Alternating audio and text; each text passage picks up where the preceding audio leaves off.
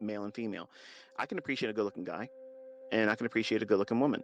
And some of these folks that I have as students, they literally have nothing wrong with them physically. They look, by all standards, they are attractive. They're successful people. They're doing well in their careers and they're doing well in trading, but they're being plagued by not being balanced by having a significant other. And then because of that loneliness, they go into the marketplace and they push the button to do what? To feel good. They're allowing their personal life to manifest itself in trading. You cannot look for a feel-good experience in trading. If you treat it like a massage parlor and looking for a happy ending, don't be surprised if you end up with STD. It's as simple as that. You can't do those types of things. These markets will literally take you out. They'll make you second guess everything, remove all sound logic, and you'll lose control. Like a drunken, promiscuous affair on the weekend that your spouse doesn't know about. You'll be in there doing stuff you shouldn't be doing. So why invite it? Why live your life like that to allow manifestations of those types of things in your trading? Folks, this is your business. This isn't a game. This isn't a hobby. If it is, you're doing it fucking wrong. You're doing it wrong unless this is your business and you're minding your fucking business. You're going to fail because you are competing against yourself. And if you haven't removed all the toxic things in your life and found coping skills to allow yourself to be fruitful, balanced,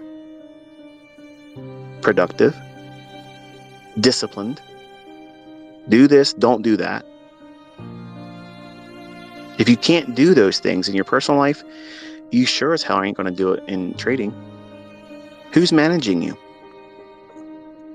Who's your boss? Who's going to reprimand you for losing money? I am honest about where my limitations are, and I have no bones about saying this is where my weakness is. My weakness in my trading is always my exits. I'm never satisfied with them. Does that make me poor of a trader? No.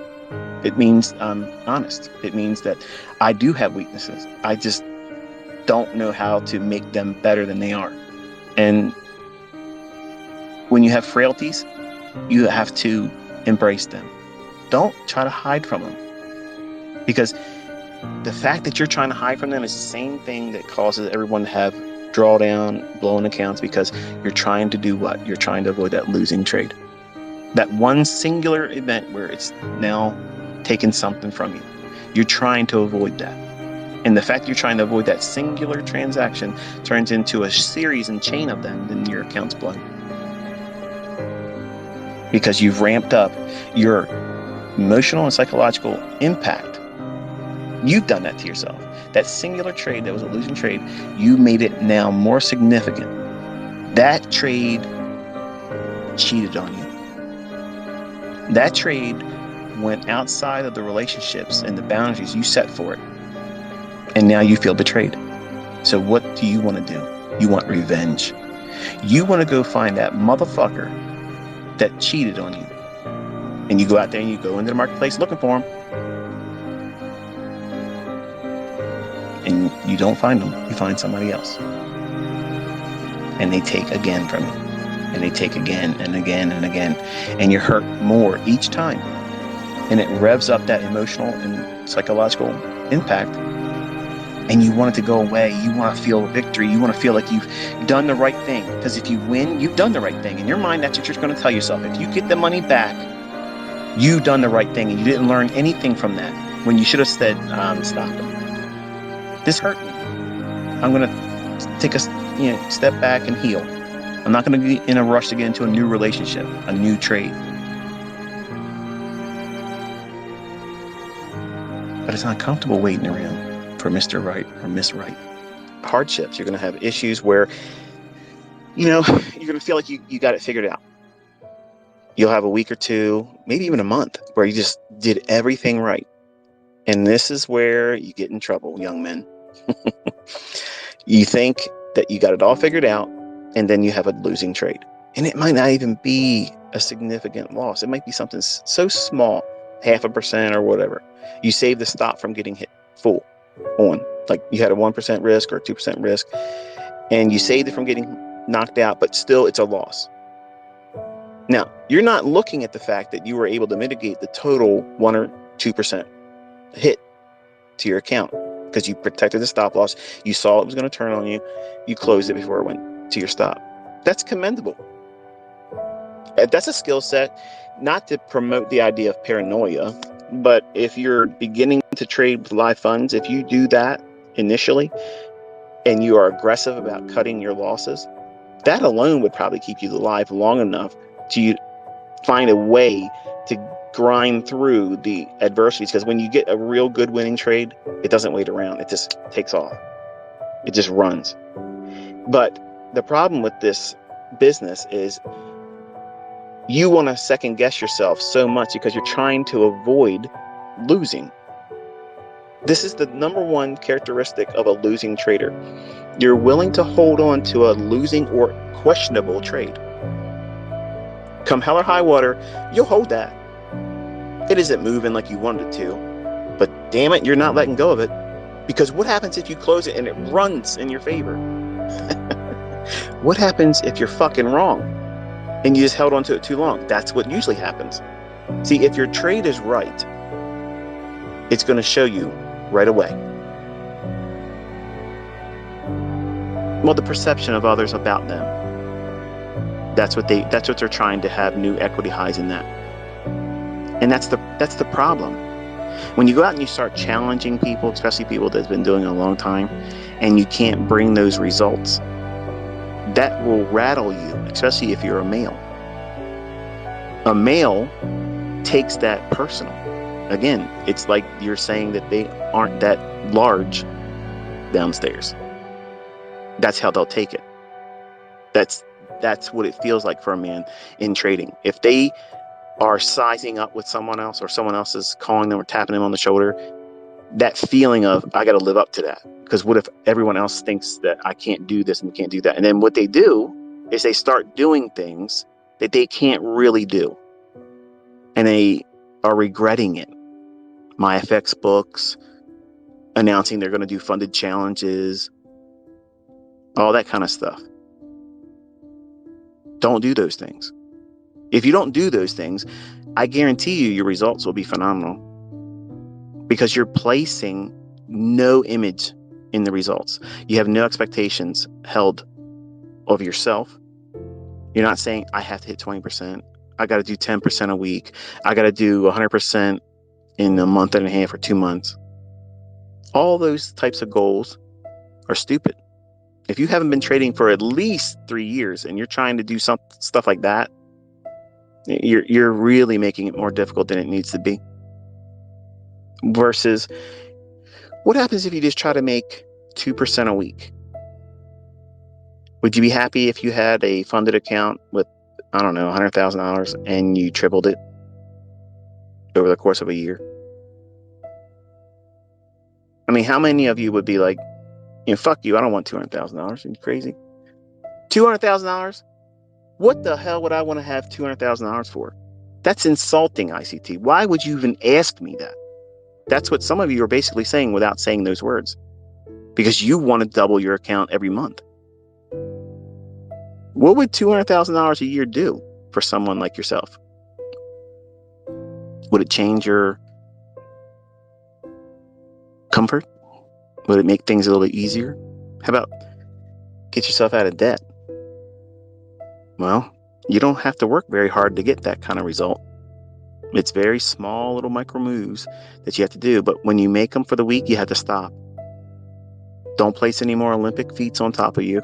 Don't try to live up to everyone's expectations of, hey, you're an ICT student, so you should be out there killing it like ICT style. No. One good trade a week. Do it and be done. It's about making money. It's about making money, folks, okay? It doesn't matter how many little hearts you get behind your Twitter posts, or how many fanfare you get from all these other, I don't even know how Instagram works. Whatever that stuff is that would fluff a person up. Those things don't matter. Making fucking money does. Paying your bills does. Being able to eat. Taking care of your family. Paying your mortgage off. How about getting a house without a mortgage?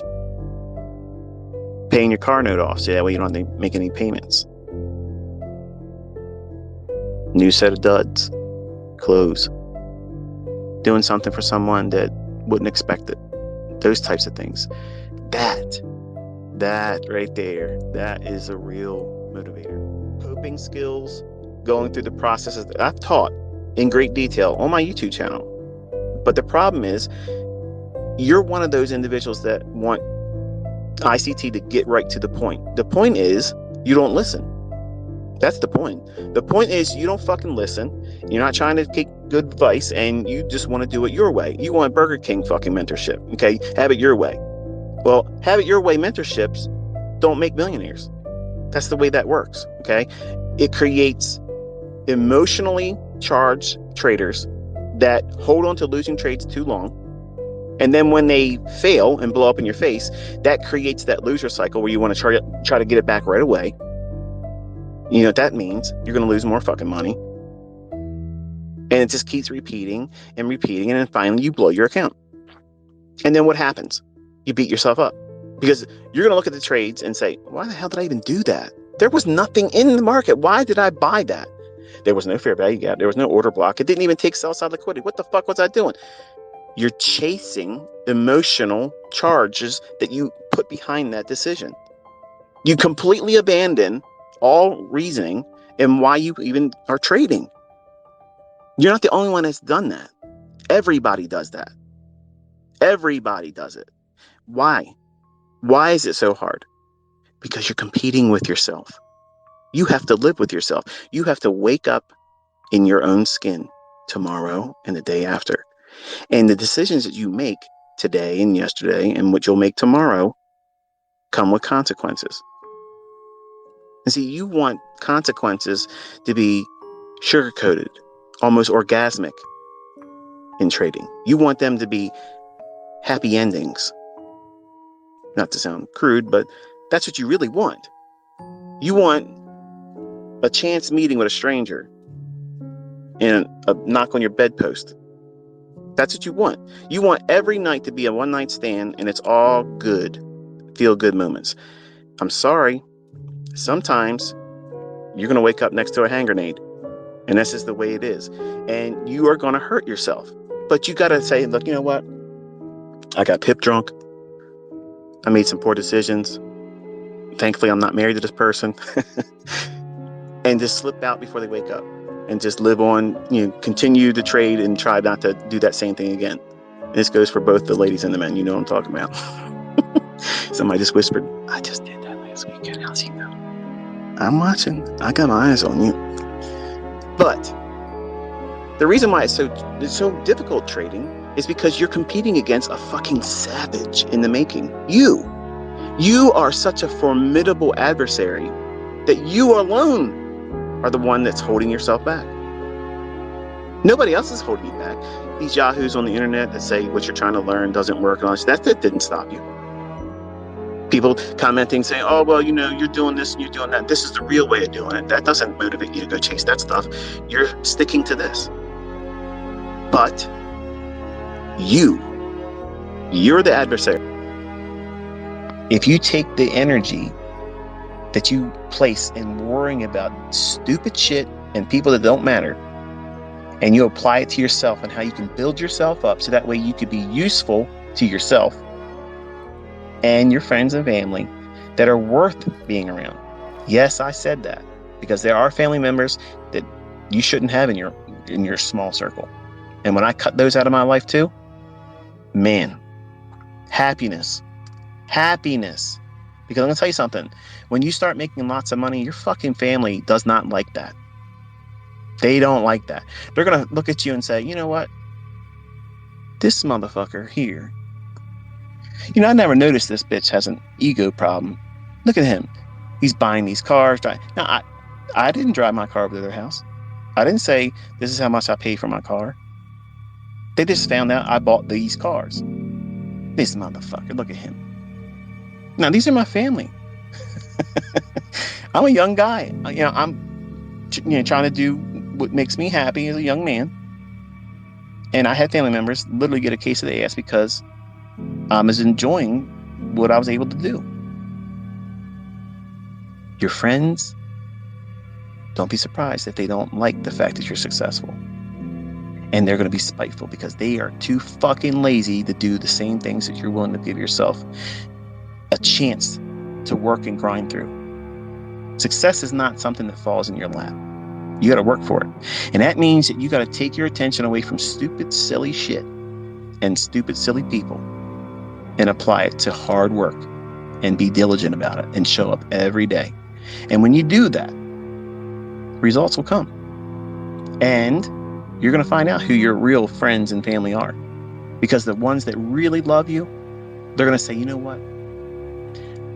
If anybody was going to do it, it was going to be you. And I'm so proud. Look what you've been able to accomplish. That's amazing. Can you show me what you did?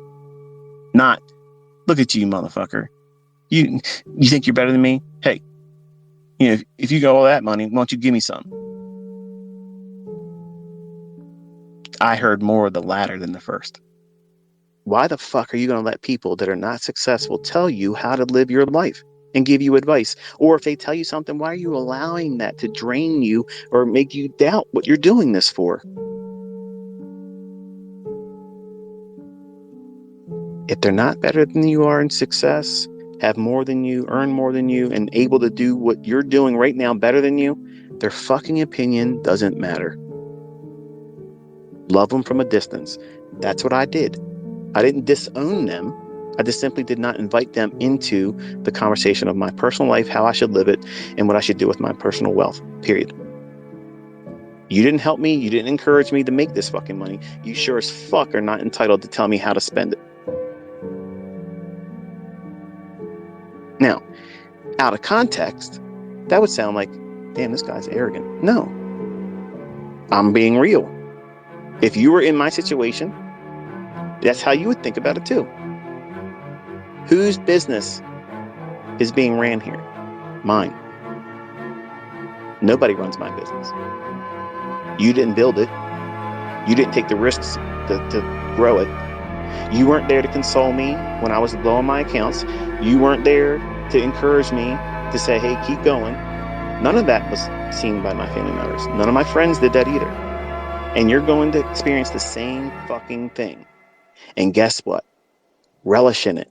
Because when you get it and you arrive here, you got there on your own. None of your fucking friends and your fucking family members can say, we did this for you. We helped you. No, you didn't. You did not do any of that shit. I had to persevere just like you are. And let me tell you something. You can call this arrogance. You can call this ego. You can call it pride, whatever the fuck you want to call it. Okay. I call it conquering demons because I had every night whispers and doubts coming in my head all the time. What if I really can't do this? What if I can't? What if I fail? What if I have to work the rest of my fucking life? I had to go to bed thinking about that shit.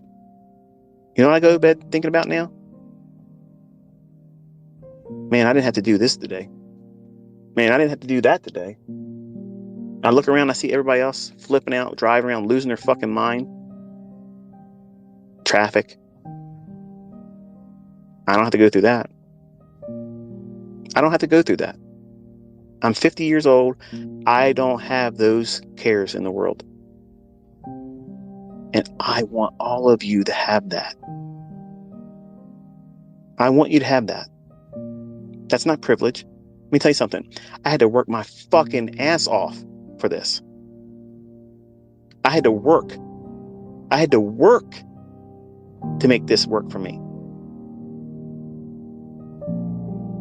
It's normal. That part is normal.